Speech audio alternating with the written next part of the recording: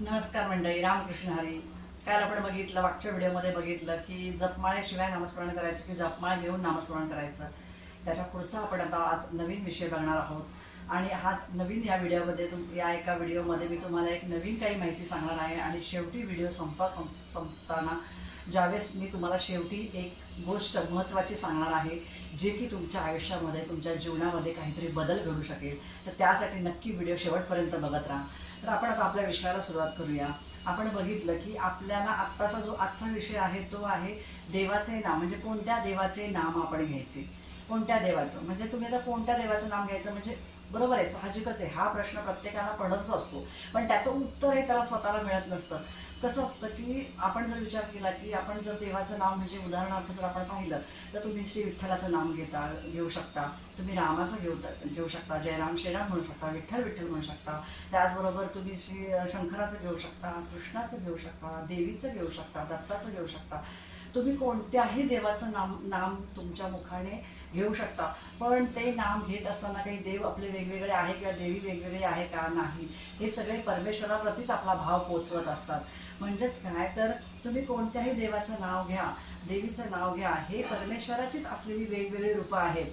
आणि हे परमेश्वराची असलेली वेगवेगळी रूपं तुम्ही तुमच्या मुखाने, श्रद्धेने, भक्तीने, ज्यावेळेस तुमच्या मुखातून तुम्ही कुठल्याही देवाचं, देवीचं ज्यावेळेस नामस्मरण करता, नाम घेता, त्यावेळेस तुम्ही कसं घेताय, तुमचं देवाप्रती असणारी भाव कसा आहे, एकाग्र चित्ता आहे का, की तुमचं मन विचलित होतंय, की तुम्ही चलबिचल आहात, हे सगळं त्याच्यामधून आपल्याला बघायला मिळतं. आणि ज्यावेळेस आपण म्हणतो ना की कोणत्याही देवाचं, देवीचं नाव घेतलं तरी की परमेश्वराचीच वेगवेगळी रूपं आहेत. त्यामुळे तुम्ही कोणत्याही देवाचं नाव घेतलं, म्हणजे शंकराचं घ्या, विठ्ठलाचं घ्या, रामाचं घ्या, किंवा श्री स्वामी समर्थ घ्या, किंवा आणखीनही कुठल्या देवांचं घेतलं तरी श्रद्धेने घेतलेलं एक नाम हे पांडुरंगाप्रती पोहोचण्यासाठीच मदत करत असतं. त्यासाठी तुम्ही एकाग्र चित्ता, शांत जागेमध्ये, बरोबर, म्हणजे आपलं फक्त एकाग्रता राखून आणि आपलं लक्ष इतरत्र न करता त्याच एका ठिकाणी तुम्ही केंद्रित करा. विचलित न करता तुम्ही एकाच ठिकाणी केंद्रित करा. नक्कीच तुमचा भाव पांडुरंगाप्रती पोहोचतो, मग ते कोणत्याही देवाचं असू दे. पण त्याच्यात सांगण्याचा उद्देश असाच आहे की तुम्हाला कोणत्या देवाचं नाव आवडतं घ्यायला. कोणाचं, आता प्रत्येकाचं मी बरीचशी अशी उदाहरणं पाहिलेली आहेत की काही जण म्हणतात की आम्हाला पांडुरंगाच्या प्रती खूप भावना आहे, खूप भाव आहे, आम्ही पांडुरंगाचीच पूजा करतो किंवा पांडुरंगाचीच भक्ती करतो.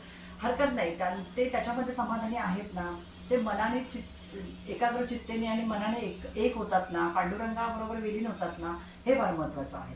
उदाहरणार्थ दुसरं बघितलं तर काही जण म्हणतात आम्ही स्वामी समर्थांची भक्ती करतो. नक्कीच करा. मी बऱ्याचदा अशी उदाहरणं पाहिलेली आहेत किंवा मी बऱ्याचदा असं माझ्या जीवनामध्ये सुद्धा मी पाहिलेलं आहे. जेव्हा मी एकमेकांशी असं बोलते ना, त्यावेळेस ते असे वाकून म्हणतात की श्री स्वामी समर्थ. म्हणजेच काय, उठता बसता, फिरता चालता, काम करताना सुद्धा त्यांच्या मुखातनं त्यांनी ज्या देवाचं नाम घ्यायचे, जो देव, जो परमेश्वर त्यांना समाधानकारक वाटतोय, त्यांच्या मनाला पटतोय, भावतोय, त्याच देवाचं ते चांगल्या पद्धतीने नाम घेतात. तसंच आपण करायचं असतं. म्हणजे कुठल्याही देवाचं पर्टिक्युलर असं नाम असं नाही आहे की ह्याचंच घेतलं पाहिजे त्याचं, असं नाही. तुमची श्रद्धा, तुमची भक्ती ज्या पांडुरंगावरती आहे त्या पांडुरंगाचं तुम्ही मनापासून नामस्मरण करा. नक्कीच तुम्हाला ते पांडुरंगापर्यंत पोहोचवतं. उदाहरणार्थ आपण बघितलं की एकाच ठिकाणी आपल्याला, एका विशिष्ट ठिकाणी आपल्याला जायचं आहे, पण तिथे जाण्यासाठी वेगवेगळ्या वाटा आहेत, पण कुठल्याही वाटेने गेलो तरी पोचतो आपण त्याच ठिकाणी. म्हणजेच काय, कुठल्याही देवाची, कुठल्याही देवीची, कुठल्याही पांडुरंगाची, सगळ्याची रूपं ही ईश्वराप्रती आहेत. कोणाचीही भक्ती केली, मनापासून केली, एकाग्रचित्तेने केली, तर ती त्याच पांडुरंगापर्यंत पोचते. आणि त्याचबरोबर तुम्हाला मला एवढंच सांगायचं आहे की म्हणजे आपण असं मनामध्ये कुठेही विचार करायचा नाही की अमुक एक व्यक्ती, समोरचा व्यक्ती त्या देवाची भक्ती करतोय म्हणून मी पण करू का.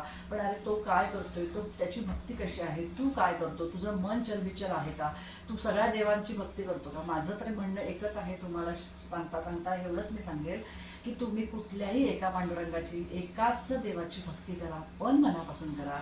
तुमचा भाव पांडुरंगाप्रती पोचेल आणि तुमच्या मनाला जे समाधान मिळेल ते कुठेही शोधून, पैसे देऊन सुद्धा मिळणार नाही. तर नक्कीच तुम्ही हे करा. आता आपण एक महत्त्वाची गोष्ट तुम्हाला सांगणार होते ह्या व्हिडिओच्या शेवटी. मला एवढंच तुम्हाला सांगायचं आहे, ज्यावेळेस तुम्ही कुठल्याही गोष्टीत एकाग्रचित्तेने, मन चलबिचल न करता, मन कुठेही भटकू न देता तुम्ही एकाग्रचित्तेने परमेश्वराची, कुठल्याही देवाची साधना करता, नामस्मरण करता, त्यावेळेस तुमच्यामध्ये असलेले, तुमच्या स्वतःमध्ये असणारे इतके नवीन बदल झालेले असतात. आज तुम्ही 5 मिनटं केलं, उद्या 10 मिनटं केलं, परवा 15 मिनटं केलं, तुम्ही स्वतःलाच स्वतःमध्ये ओळखू लागता की माझ्यामध्ये काय बदल झालेला आहे.